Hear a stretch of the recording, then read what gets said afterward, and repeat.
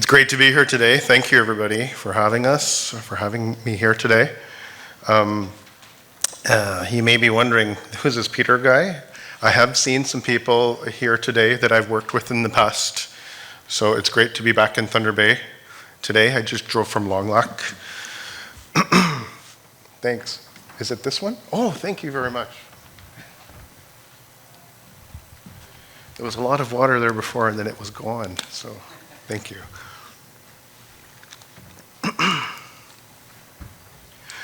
So I'll be presenting today on the partnerships, the Indigenous partnerships that Greenstone Gold Mines, Equinox Gold, currently holds with the Indigenous partners in the area.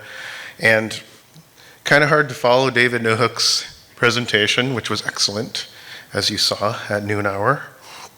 You may be wondering who I am.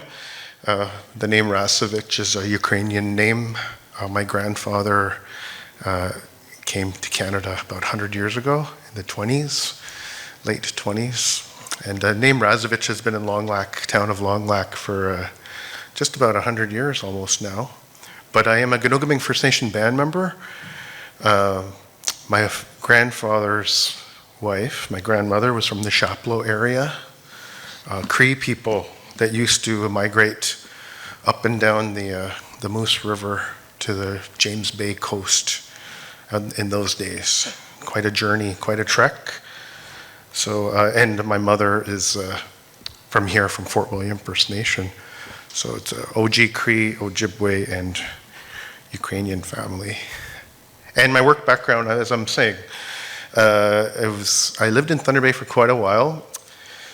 Attended Lakehead University, same time as Mike did. So we always knew Mike was going to do amazing things.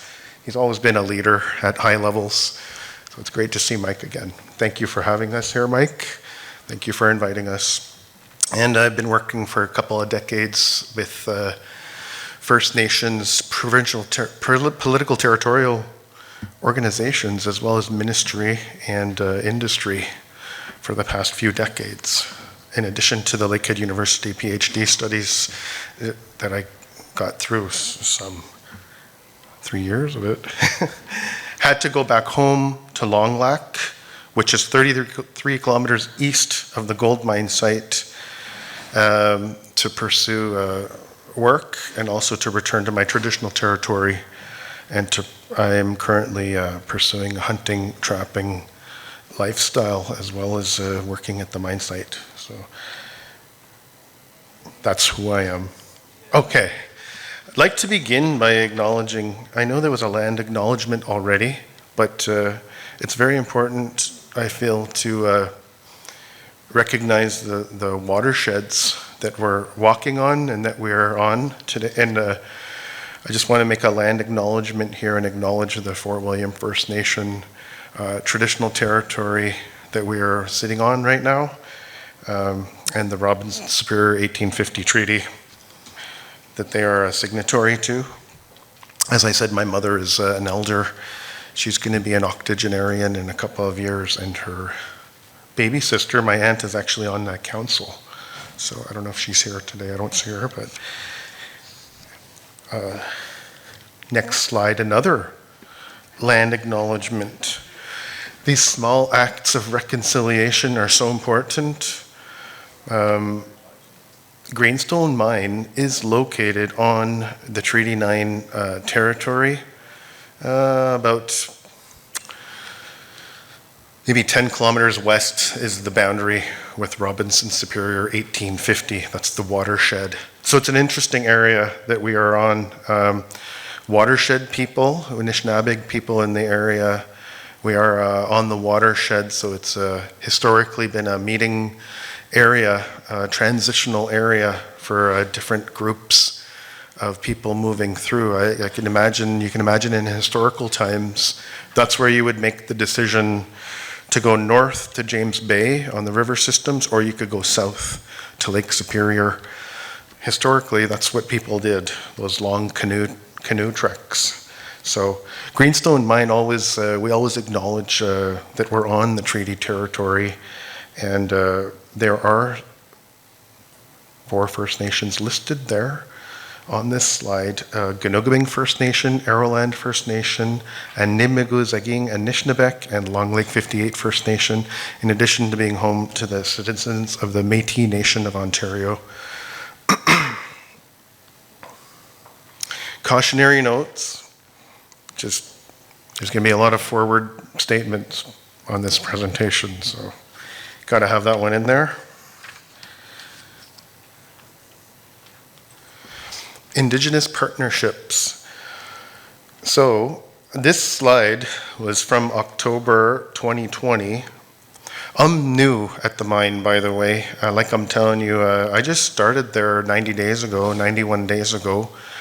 Before that, I was at the First Nation, and I was working at the First Nation level, at the community development level in mineral development and forestry and any other community development projects. So at that time in 2020, as you can see, the masks, this was during COVID, the groundbreaking ceremony that started construction on the site. So noteworthy in the photo, you see the 4 chiefs in the photo. We have 4 female chiefs, quite strong community leaders. There's also a member of Greenstone Council in the photo, in addition to Greenstone Gold Mine's management staff.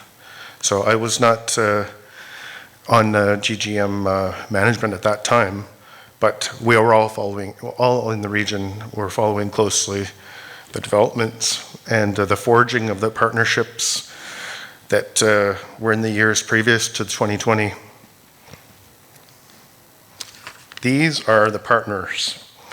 So there were partnership agreements signed in 2018 and 2019 with these 5 Indigenous partners.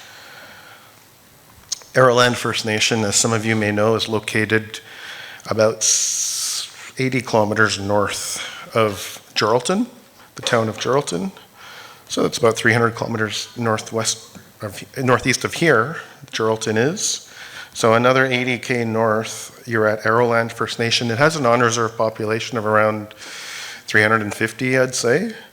Plus they have all their off-reserve members. Animbiigoo Zaagi'igan Anishinaabek, AKA, sometimes you hear it referred to as Partridge Lake First Nation. You see the partridge on their logo.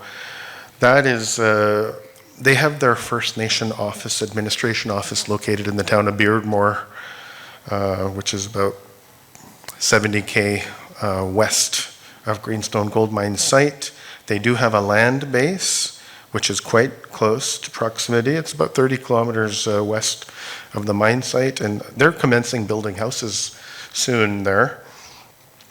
They have a population of about 500 in Thunder Bay, Geraldton, Long Lac. They're spread around. So they're going onto their homeland very soon, their reserve lands, which were established, I believe, in 2008 to build. Ginoogaming First Nation on-reserve population is a couple hundred, about a mile south of the town of Long Lac, which, as I said, is 33K east of the Greenstone Gold Mine site in Geraldton, and another large off-reserve population. Long Lake 58 First Nation, town of Long Lac, pretty much about a couple of 100 meters away west of the town of Long Lac. On-reserve population, I would say about 440, 450, with a good contingent of on-reserve 440, off-reserve, several hundred off-reserve as well. So these are quite populous First Nation Indigenous partners when you consider them all together, along with the Metis Nation of Ontario. So 5 Indigenous partners in 3 agreements covered in 2018 and 2019. The agreements hit on several areas. As you can see, environment, employment and training, business opportunities, revenue sharing. So David Newhook did mention the Ginoogaming Investment Corporation in his presentation. So that's the newest corporate entity that was forged a year or 2 ago. And that's the 4 First Nations included in that partnership. So the approach to Indigenous relations is one that I saw developing over the years. I was working for Ginoogaming First Nation on the other side. I was on the negotiation team, actually, for the LTRA, Long-Term Relationship Agreement with Greenstone Gold Mines, and I always saw, the great respect that was being given to the process, to the negotiations process. So to be now on this side, on the inside, I'm happy to be a part of the approach, from the other angle. Just a couple of notes there, a couple of bullets on the approach. It is Indigenous consultation is just so incredibly important. David, I was in a meeting with David yesterday with a circle of elders. So important, those consultation meetings with the elders, to sit with them, to eat with them, to talk with them, to receive their guidance and direction on the project. It can't be understated. Those are the foundation, those are the groundwork to the healthy relationships that exist between GGM and Indigenous partners. So it's not just the elders, it's also the leaders of the Indigenous communities, but it's quite significant to be honoring and respecting those relationships with the elders that I've seen. We meet regularly with the partners through implementation committees. So each agreement has an implementation committee, and each implementation committee has an implementation coordinator. So monthly meetings with the implementation coordinators in these implementation committees are held. They are forums for communication, and we discuss the various sections of implementing the agreements, the long-term relationship agreements, and implementing the agreements. Extremely important role that those committees have. As you can imagine, a lot of meetings, a lot of engagement, a lot of relationship building. Photos here, as I'm indicating, community engagement is just so incredibly important. The top left photo is a Ginoogaming First Nation site tour. So Greenstone Gold Mines has always been conducting those. A lot of community members have never been on a mine site before. A lot of people have never been on a mine site before. So Greenstone Gold Mines, I've noticed, has always offered these to non-Indigenous and Indigenous members in the local communities. So I'm actually in that photo, standing behind Leslie O'Nabigan in the back row. We all attended that last winter. The top right photo is a group of Ginoogaming Development Corporation, as I'll discuss in a couple more slides, a corporate entity that the First Nations own, with some of the students that were taking some training.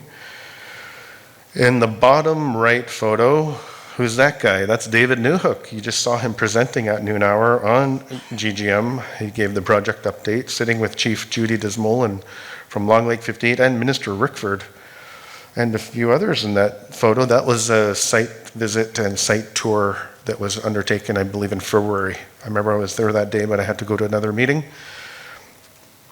Bottom left photo is a powwow. Equinox Gold Greenstone Mine tent, gazebo, and flags at a powwow celebration. We weren't selling anything, no gold bars. We were giving away ice water. Sometimes the humidex is up to 35 Celsius at the powwows, and we did free prize draws with the community members, and there were games and prizes for children. It's very important. I can't understate becoming involved in the cultural and spiritual life of the community, and seeing the corporation have a corporate face at such events.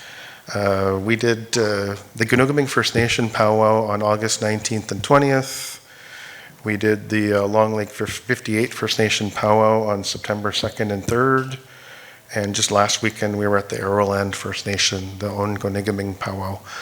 So 3 powwows in 4 weeks. I'm pretty powwowed out now, but next year we'll be doing it again. We'll be attending these types of events, and hope I'm not running low on time there. I better stop telling stories, but extremely important to engage at that level. Our Indigenous relations policy, I didn't want to print it out for you and show it to you as a slide, but it hits on 4 key areas. The engagement, like I'm saying, to consult and to engage with, not just through implementation committee, but through the elders and the community members through community engagement sessions is so extremely important. To honor and respect the spirituality and the cultural perspectives of the First Nations. That's a huge part of that engagement. So there's a lot of advice being offered to the GGM management on the project. So, it's great to be able to be there, to be a conduit for that and to be a liaison for that through our department. Human resources, I got a slide on that next. Training and education and employment. And diversity, I have a slide on that next too. I really like that TRC call to action 92, the business reconciliation call to action that a lot of people might be familiar with. So we do conduct that kind of activity at Greenstone Gold Mines as well. Environmental monitoring program, we do have each Indigenous partner an environmental technician, aka an environmental monitor.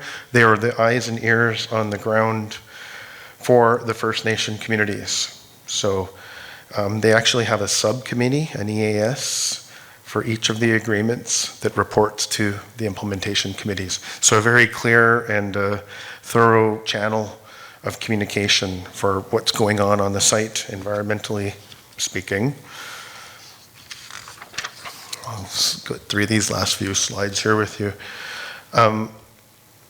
This slide, the photo is that's at the Environment Office, and it was last year, September 30th, Truth and Reconciliation, National Day for Truth and Reconciliation Commission event that was held, a barbecue, and it's a day of reflection and education. And you do see that at the site in the midst of ramping up. As David Newhook was presenting, we're ramping up for production. In the midst of that, you do see a lot of this ramping up cross-cultural awareness training that will be crucial for combating any unconscious bias or discrimination in the workplace. So we're engaged in that as a department. This is the HR slide that I was referring to before. So currently, as David Newhook was mentioning, we are at 245 people in operations, and we got to get to a couple hundred more. If anything about this presentation speaks to anybody here, or you can refer it to somebody, please do. We are hiring. Local employees, 42.56%. So it's a good, strong local contingent in the workforce at the site, and 31% of those Indigenous self-identified. I'm going to knock everybody out with a bar graph here, but it's just forecasting what the hiring is going to look like in the next 16 years. So as you can see, we're going to top out at 550 people, the figure on the left, for pretty much the life of the mine. It's going to tail off a bit down there towards the end. So currently, right now, we're going to 2024. We got to get a couple hundred people hired. The light blue is mine ops that's going on right now, as David was letting you guys know. Mill ops is the gray. That's when the mill opens and they start the operation of crushing the ore. And the navy blue is general and administration, just people like me. So altogether, 550 people, and we need a couple of hundred. This slide, David Newhook had in his presentation, and I have it in mine as well. These are the types of employment opportunities that we're recruiting for right now. As he indicated, skilled trades is seems to be the biggest challenge. So those are our workforce needs. If anything speaks to you, the booth is in the trade show there in the Fort William Gardens. So please refer anybody to over there. A couple of slides on the business development and business opportunities components of the partnership arrangements with the First Nations. So Long Lake 58 First Nation forged their business development through their own implementation process. They have 3 key contracts. The first one is Gabashuan Lodge, which is the camp, where the employees stay and eat. It's a partnership with Aramark Canada. They have a fuel supply contract and aggregates. So those are 3 big ones, 3 very, very big ones for Long Lake 58 First Nation. A couple of slides here on Menominee to finish off with you. Sorry, I'm taking a long time up here. Menominee Development Limited Partnership was a corporation that was formed as a result of the long-term relationship agreement that was signed between 3 First Nations, Aroland, AZA, and Ginoogaming, with Greenstone Gold Mines. Translates as clear path in the Anishinaabe language. Business development and business procurement opportunities. As you can see on the slide, the 3 First Nations are equal owners and jointly share in the profits. One last slide here for you. One key activity over the years for the Menominee development was the Indigenous Workforce Development Program. Over 200 people were trained.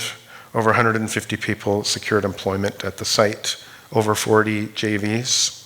The CEO is here today. I saw him at the trade show, John Glover. He's been running that ship for a couple of years now. Menominee Development Corporation has a board member from each of the 3 First Nation communities.